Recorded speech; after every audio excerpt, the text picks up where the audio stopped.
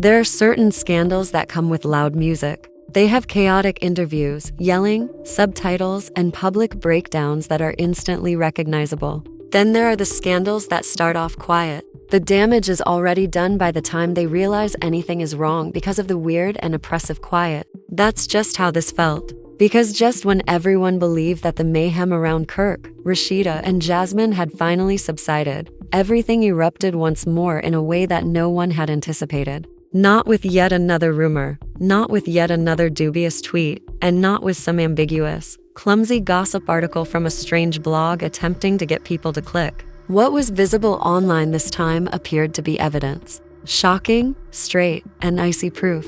And the entire discourse shifted the moment it went online. What had previously been classified as speculation now appeared to be something much more frightening, something tangible, something that could not be dismissed, disregarded, or concealed behind a polished public persona. Because a hazy screenshot began circulating in reality TV group chats, fan groups, and gossip circles late that evening. People initially believed that the song was just another phony, clout-chasing edit, or clumsy post meant to maintain past drama. However, the image became far more difficult to ignore when users zoomed in. The words DNA test results appeared at the top. Fans said they could see Kirk Frost's name directly beneath that. Then came 99, the number that made people go crazy. It is 9%. At that point, the internet stopped scrolling and began to spiral. Because this wasn't just another tangled chapter in an already complex history. If what people were witnessing was true, it was a full-fledged explosion. The kind of disclosure that does more than simply upend a partnership. A family's reputation, a company's brand, a heritage of reality TV, and every meticulously constructed version of the truth that people have been clinging to are all at risk. The purported source was what made it much more explosive. The narrative that went viral on the internet said that Jasmine had uploaded it to a private story. Not for maximum reach, not for publicity, not for headlines. Somehow, it was much louder, since it was private. Because there is always some risk associated with private posts. They seem less contrived, less polished, more impulsive, more sincere, and more like someone who has finally given up on carrying a huge burden and let it to escape their grasp. Someone screen recorded it within minutes. Then it was reposted. It was cropped by another account. A larger page then shared it. Suddenly, a screenshot that was never meant to go farther than a small circle became the focal point of a massive online conflagration. People were taken aback. Fans were incensed. T-pages were running nonstop. Additionally, the reactions became harsher, louder, and more violent as the photograph moved from fan accounts to gossip blogs to larger entertainment platforms. Some were stunned, but not surprised. Some behaved as though they had been anticipating this moment for years. And in the middle of it all was Rashida, the one person everyone was searching for. However, Rashida had vanished. No narrative, no tweet, no enigmatic quotation, no grin, no refutation, nothing. And for some reason, the stillness conveyed more than a paragraph could. One thing is clear to those who have studied this tale for a long time. Rashida is typically not at ease when she becomes silent. It indicates that she is thinking, calculating, and making decisions. It indicates that things are moving forward behind the scenes, and whatever happens next is generally not going to be pleasant. Naturally, the internet did what it usually does. In an instant, it became a detective agency. People began digging out old photos and comparing timings, locations, dates, backgrounds, and even worktops. Because fans believed the kitchen surface resembled the one underneath the DNA documentation, an old photo purportedly shared by Jasmine last year was abruptly presented as evidence. Others started going over Kirk's previous travel dates, appearances, and posts, alleging that there were strange gaps that were now more difficult to overlook. A conveniently peaceful period of time that suddenly seems less innocent in retrospect. A business trip here, a missed weekend there. In an instant, the public used screenshots, recollections, and gut feelings to construct a whole case. Then the hashtags started. Additionally, once the hashtags appear, it indicates that the narrative has transcended the individuals involved and become part of the culture. It was no longer merely a fan rumor. It was now a celebration. Instantly, everyone took sides. Some people backed Jasmine, claiming that she had finally become weary of being portrayed as dramatic, needy, or crazy. She wasn't being messy, in their opinion. After supposedly being rejected, disregarded, and discredited, she was bringing the truth to light. She was accused by others of timing it for attention, mayhem, cameras, and plot power. Because there is never a discovery in the realm of reality TV that doesn't raise suspicions about purpose. However, one thing could not be disregarded, motivation or not. Branding, silence, or practiced public grins could no longer conceal the fracture caused by the image. Next came another action. A brief, astute, and effective follow-up post with a baby bottle in hand and the caption, "Receipts don't lie." That statement struck like a smack, due to the lack of emotion in just 3 words. They didn't sound combative. They sounded calculated, methodical, and in control.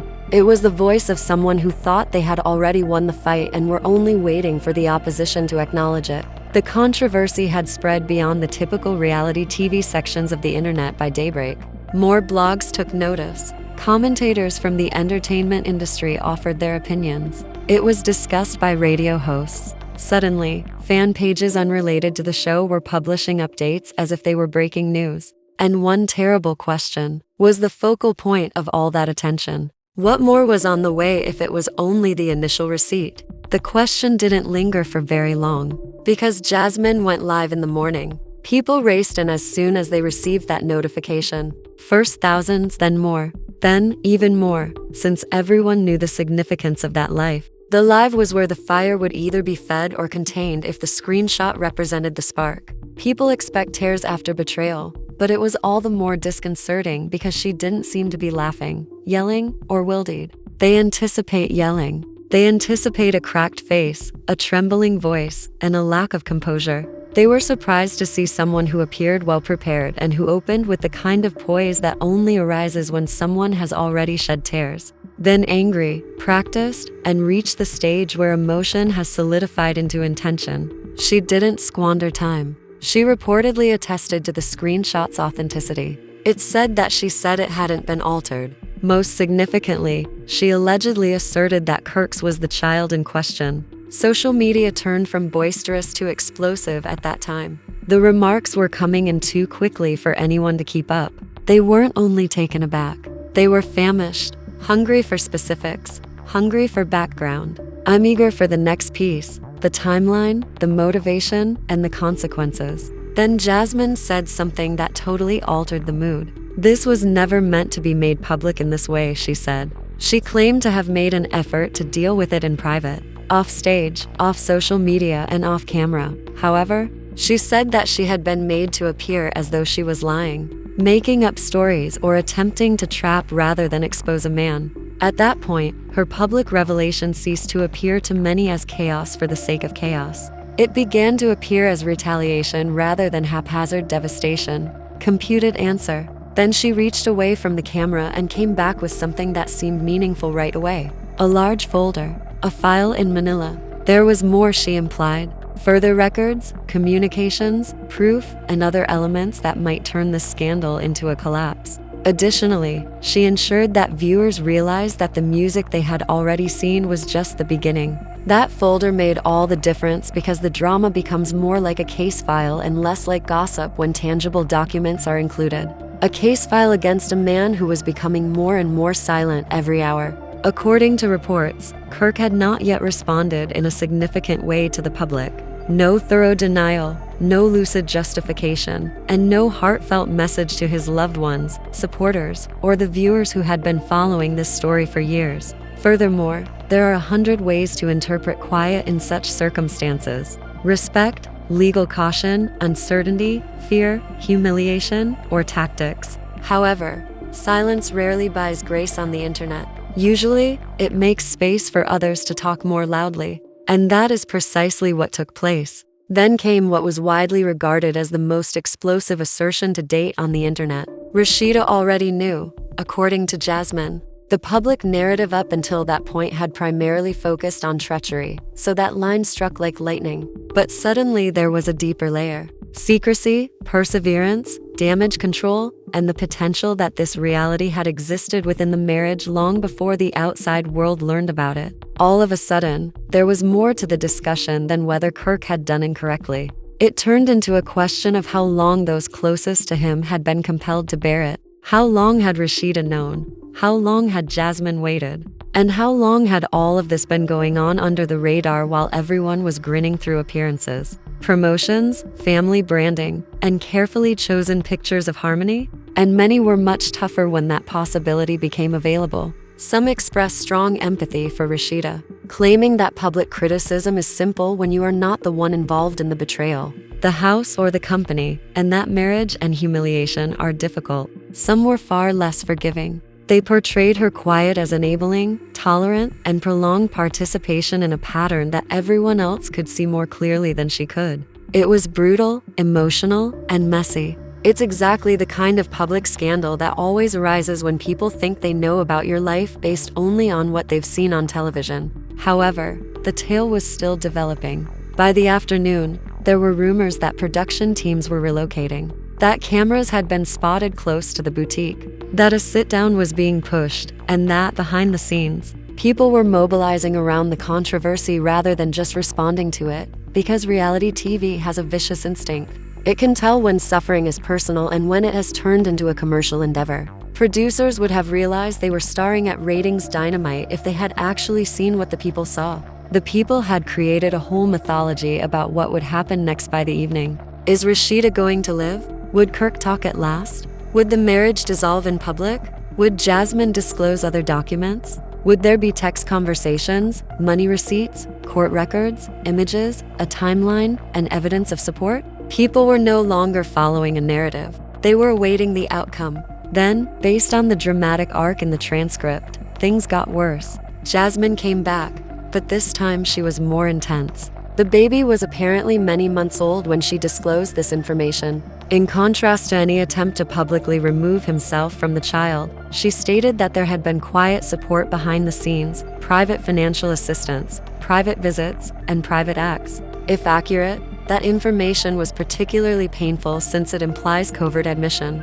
Confusion, a common defense, is destroyed by covert acceptance. It suggests knowledge. It suggests awareness. It suggests that even if the public was kept in the dark, someone was aware of exactly what was happening. At that moment, online users started viewing Kirk more as a man cornered by his own purported pattern than as a man ensnared in a rumor. Then came yet another agonizing turn. Jasmine purportedly said that the narrative control was the problem, not just the child. She stated that she had had enough of being made to appear unstable while someone else maintained a pristine appearance. I'm sick of being made into the antagonist while someone else uses to publicly demonstrate respectability, family values, and husbandhood. Because it touches on issues outside celebrity turmoil, that kind of speech always strikes a chord. It discusses being told to keep quiet while someone else writes the official version of events, humiliation, and gaslighting. Additionally, the internet is all too familiar with that lingo.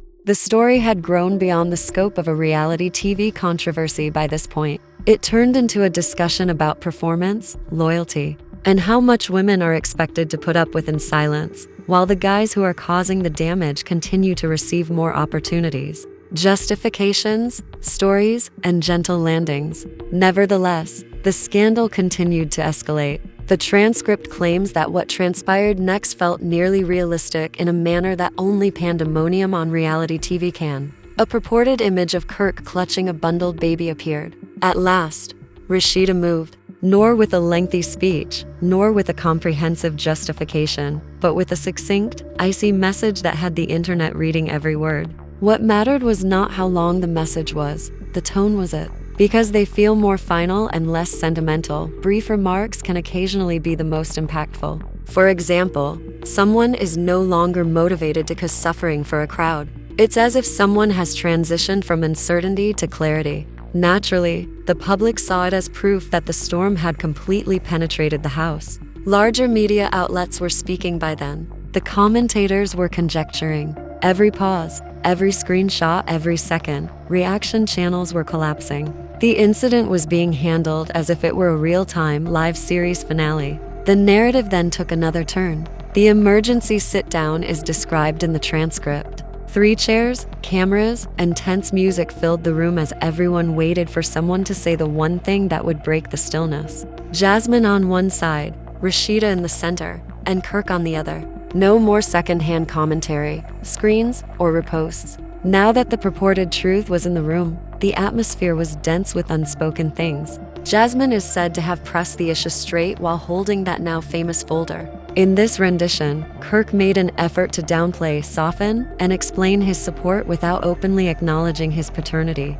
However, the transcript stated that Rashida was no longer in the mood for kind language. She supposedly broke through the mist with a statement that only a wife who has been emotionally overwhelmed can make, pointing straight to the DNA and making the truth obvious. In storytelling, that phase is crucial, since it's when denial starts to sound weaker. It has a desperate tone. Additionally, the audience may see that the power dynamics have changed when a man begins to sound frantic in the face of documentation. Jasmine then allegedly escalated once more. She implied that she had gone public for reasons other than the child. She said in the transcript that she had evidence of other behavior, including messages with another woman, and that Kirk had been getting ready to cut her off. The scandal ceased to be unique at that point. One child's scandal is one type of collapse, thus it multiplied. However, a kid's scandal and persistent accusations of infidelity turn into a pattern. Therefore, it is usually more difficult to defend trends than individual errors.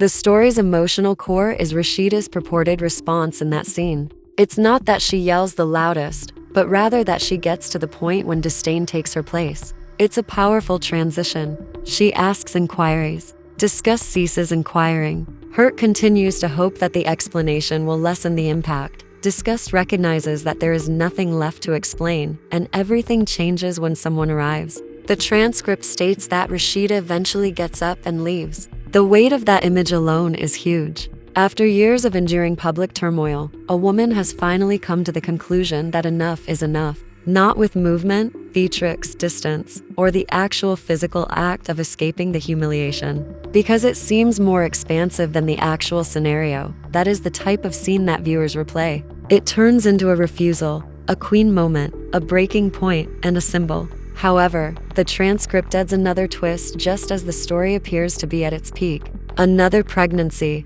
another secret, another allegation, another woman. At that point, the narrative begins to feel more like a layer-by-layer collapse rather than chaos. The unidentified lady described in the transcript as Tia is said to come forward and reveal that she was pregnant in addition to having been engaged with Kirk. The story's emotional structure is entirely altered by that revelation, because there are no longer any scandals that are spreading. Bit by bit, a whole hidden universe is being revealed. Additionally, each new element makes the earlier ones seem progressively more plausible, destructive, and uncontrollable. The public's response to such a turn of events is consistently the same. First, disbelief, then black humor, wrath, and finally fatigue. The reality sounds too ridiculous to be taken seriously, so people start making jokes. They transform things into memes because it's easier to make music than to think about its meaning. However, there's more beneath the jokes. The realization that this can no longer be reduced to a small misunderstanding. If the transcript's account is to be believed, Tia stated that she was informed that Kirk was separated and that she didn't initially know the whole story, that she, too, had been put in a predicament by selective honesty and incomplete truth. Whether or not people accept that kind of assertion, the ripple effect of lying is another unpleasant aspect it brings to the story. Because infidelity hurts more than one individual. A business is put in peril, a public image is destroyed, a wife is humiliated, a kid is concealed, a second woman is exposed, and a third woman is purportedly pregnant. A family name lingered in late-night chats, blogs, and timelines. That is the actual scope of such a scandal. There was more than one betrayal, and they were all growing at once. Even that was insufficient, according to the transcript. There were rumors of wire transfers, allegations of financial scandals involving corporate and personal money, and implications that the harm was now more than just romantic. The emotional stakes in a betrayal story also increase when money is involved because the discussion shifts from sadness to violation, from broken trust to broken structure, and from personal suffering to professional risk. For Rashida in the script's dramatic framing, which turns into the last wound. In addition to infidelity, humiliation, and persistent contempt, there is a chance that the company, the joint empire,